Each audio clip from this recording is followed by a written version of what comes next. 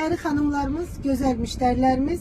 Böyle bir koftalarımız gelip kızlar. Dartılan zərif, böyle isti payız kolleksiyasına uygun ama zərif parçadadır.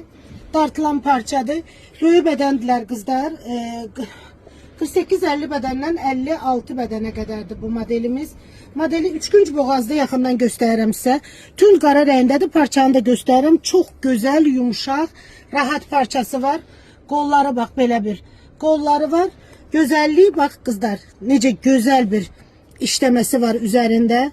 Belə bir şux işləmələri var ətəyində də və yaxasında. Rahat bir koftadır kızlar. Şalvar üstü de giyebilirsiniz. Böyle uzun koftadır. Hündür hanımlarımız yubka üstü de giyebilirler.